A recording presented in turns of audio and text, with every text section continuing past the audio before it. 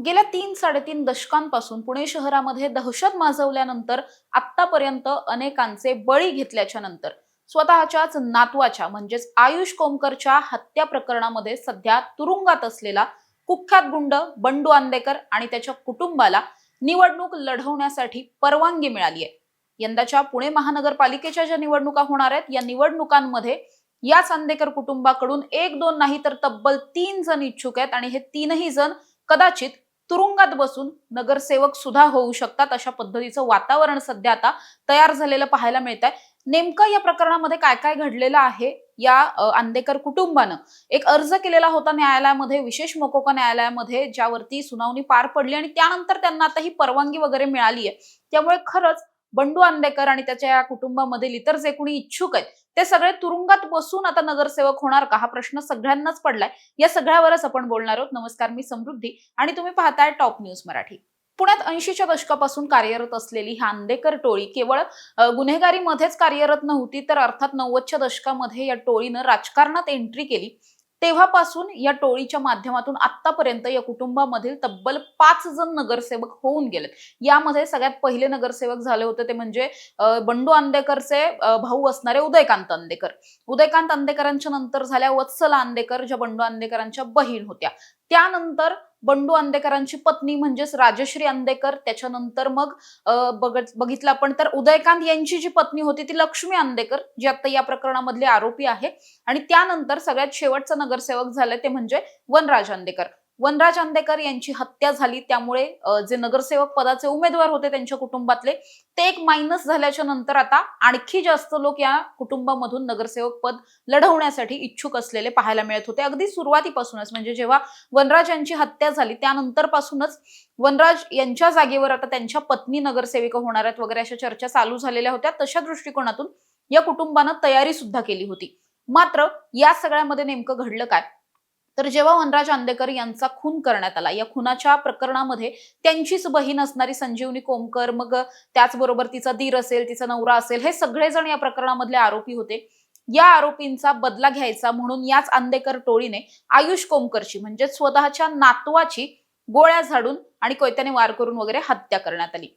हे सगळं घडल्याच्या नंतर या प्रकरणामध्ये असं वाटत होतं की आंदेकर कुटुंबाला म्हणजे कदाचित आंदेकर कुटुंबाला असं वाटत होतं की आपण या प्रकरणामध्ये इतर सगळ्या वेगळ्या चेहऱ्यांना, नवीन चेहऱ्यांना या सगळ्या गुन्ह्यामध्ये आपण अडकवल्यामुळे किंवा त्यांच्या मार्फत हा गुन्हा केल्यामुळे कदाचित आपल्यापर्यंत हे प्रकरण येणार नाही किंवा आलं तरी फारसं येणार नाही, 1-2 लोक वगैरे कुटुंबातील तुरुंगात जातील असा कदाचित अंदाज असू शकतो। त्यामुळे हे सगळं झाल्याच्या नंतर असं घडलं की पोलिसांनी पूर्ण आंदेकर कुटुंबच तुरुंगात टाकलं।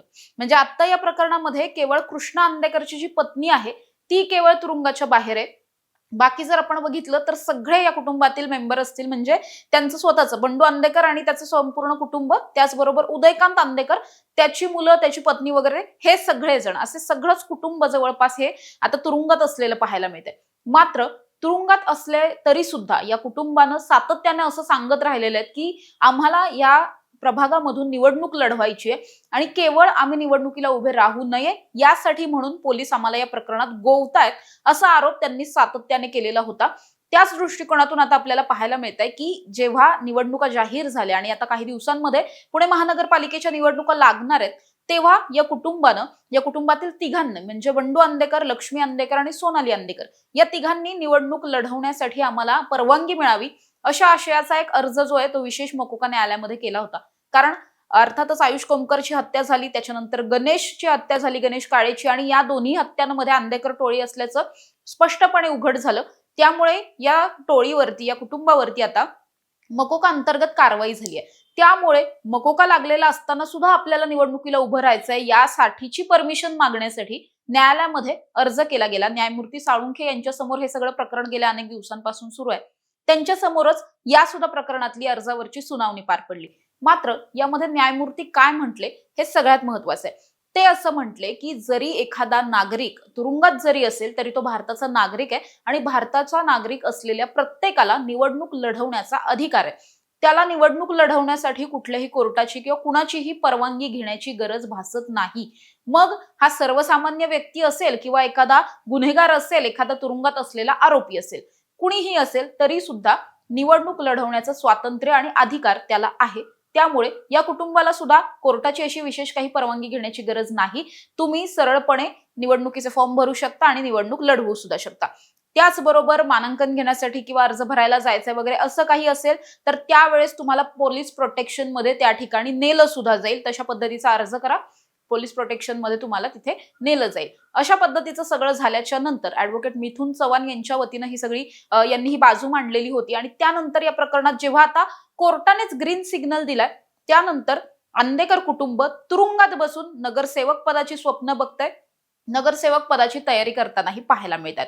मात्र यात महत्वाची गोष्ट अशी की सुरुवातीपासून या कुटुंबातील 2 ते 3 जण निवडणुकांसाठी इच्छुक आहेत हे सातत्याने बोललं जात होतं. म्हणजे अगदी वनराजची हत्या झाल्याच्या नंतर तेव्हापासूनच हे बोललं जात होतं की 3 जण इच्छुक आहेत. आता या 3 जणांमध्ये नावं कुणाची होती हे सगळ्यात महत्वाचं.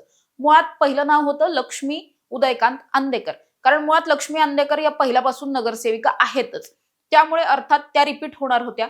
दुसरीकडे वनराज गेल्यामुळे वनराज यांच्या जागेवरती त्यांची पत्नी सोनाली अंदेकर हिला खरं तर निवडणुकीमध्ये आता उभं करायचं असं या कुटुंबाचं ठरलेलं होतं. दुसरीकडे आणखी एक तिसरं नाव ऍड झालेलं होतं, ते नाव होतं शिवम अंदेकरचं.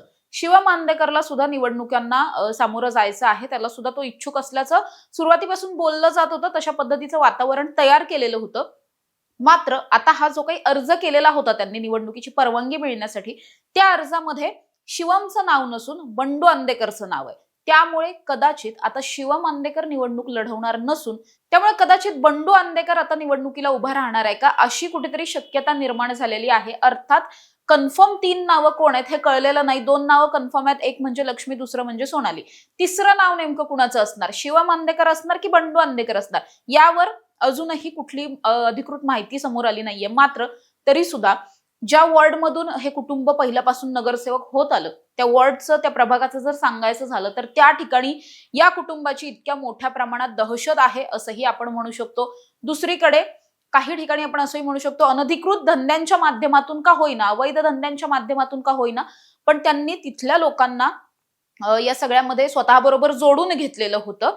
त्यामुळे ती दहशत असेल किंवा मग इतर काही गोष्टी असतील, या सगळ्यामुळे जरी तुरुंगातून निवडणूक लढवण्याचा निर्णय घेतला तरी सुद्धा बाहेर त्यांचे जे समर्थक वगैरे आहेत ते या सगळ्यामध्ये निवडणुकीला पुढाकार घेऊ शकतात. त्यांच्या बाजूनी सगळं काही म्हणजे ज्याला आपण प्रचार वगैरे म्हणतोय ते सगळं घडू शकतं आणि कदाचित हे सगळे जण नगरसेवक किंवा यांच्यापैकी कुणीतरी नगरसेवक बनू शकतं. अशी एकंदरीत वातावरण सध्या पुण्यात असलेलं पाहायला मिळतंय. मात्र या सगळ्यानंतर सुद्धा जरी या तिघांना निवडणूक लढवायची असेल तरी सुद्धा या तिघांना निवडणूक कोणत्या पक्षाकडून लढवायची आहे आणि कोणता पक्ष या तिघांना उमेदवारी देणार हा सगळ्यात मोठा प्रश्न आहे. निवडणूक तर लढवायचीच आहे, मात्र जो कुठला पक्ष यामध्ये या तिघांना उमेदवारी देण्यासाठी पुढे येईल अर्थात त्या पक्षावरती सुद्धा मोठ्या प्रमाणात टीका होऊ शकते. सुरुवातीपासून जर आपण बघितलं तर राष्ट्रवादी काँग्रेस बरोबर असणारं हे कुटुंब आहे, त्यामुळे राष्ट्रवादी काँग्रेसकडूनच हे आत्ता सुद्धा इच्छुक असू शकतात आणि मग आता राष्ट्रवादी यांना तिकीट देणार का हा सगळ्यात मोठा प्रश्न आहे. त्यामुळे आता निवडणूक लढवण्यासाठी ग्रीन सिग्नल मिळाल्याच्या नंतर मकोक्यातील आरोपी असणारे, सध्या तुरुंगात असणारे, स्वतःच्या नातवाच्याच हत्या प्रकरणातले आरोप असणारे या सगळ्या गुन्हेगारांना निवडणुकीचं तिकीट नेमकं कोण देणार आणि ते कोणत्या पक्षाकडून इच्छुक आहेत हा सगळ्यात महत्वाचा प्रश्न निर्माण झालेला पाहायला मिळतोय. तोपर्यंत तुम्ही पाहत राहा टॉप न्यूज मराठी, आपला महाराष्ट्र, आपली बातमी. तुमची car, electric panel, data server आगीपासून सुरक्षित आहे का? नाही? मग आजच बसवा F protect temperature activated fire suppression device. यामध्ये आहे eco friendly non toxic pressurised liquid, जे आग लागल्यास क्षणार्धात ऍक्टिव्हेट होऊन आगीवरती मिळवते नियंत्रण. बसवण्यास अतिशय सोपे आणि सुटसुटीत टेकालिपचे एक दर्जेदार उत्पादन एफ प्रोटेक्ट.